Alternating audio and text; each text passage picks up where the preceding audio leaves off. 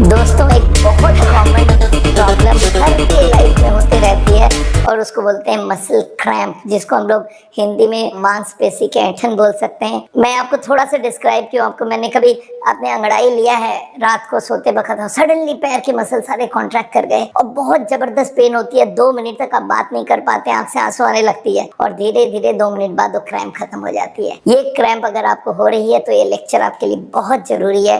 Cramps क्यों होती है? ये मसल्स, हमारे जो मांसपेशी है वो कॉन्ट्रैक्ट कर जाती है। क्यों करती है?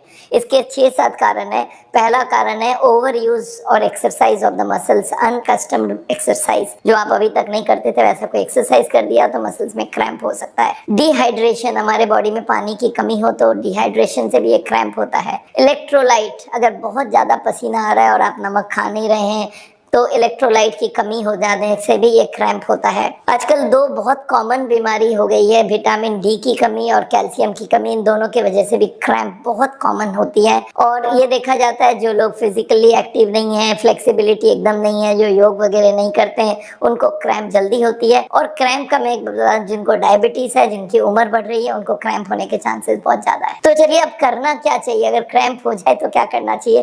पहला क्रैम्प अगर हो गया तो उसको जाने दीजिए और उसके बाद आपको क्रैम्प जिस मसल्स में हुआ है उसको आप स्ट्रेच कर सकते हैं। धीरे धीरे स्ट्रेच कीजिए, धीरे धीरे उसको रिलैक्स करिए और उससे इमीडिएटली रिलीफ मिल जाती है आपको। और धीरे धीरे फिर एक्सरसाइज और मसाज भी उसके ऊपर कर सकते हैं। एक और काम कर सकते हैं, हीट थेरेपी। गर्म पानी कीजिए, उसमें तौलिया डालिए, तौलिया को आपके वो मसल्स के ऊपर रैप करिए। इससे देखा जाता है ये पेन बहुत जल्दी खत्म हो जाते हैं। मॉइस्ट हीट बोलते हैं जिसको, सौना में भी किया जा सकता है। एक रोलर मिलता है जो बहुत सारे आप देखेंगे जिम वगैरह में होता है, वो रोलर को भी उस मसल्स के ऊपर अगर आप रोल करवाते हैं उससे भी काफी फायदा हो सकता है। एंटीऑक्सीडेंट बहुत परिमाण में लीजिए। एंटीऑक्सीडेंट मिलता है फ्रूट्स और वेजिटेबल्स में, जितना खाएंगे। और प्रोटीन भी अच्छे से खाइए, प्रोटीन दालों में होता है, मिक्सचर ऑफ दाल्स खाने शुरू रखिए, उससे बहुत फायदा होता है। और एक बात और आपको बता दूं, अगर आपको क्रैम्प हो रहा है तो आपको एक और चीज करना होगा और वो है आपको खाने में रेगुलरिटी रखना पड़ेगा और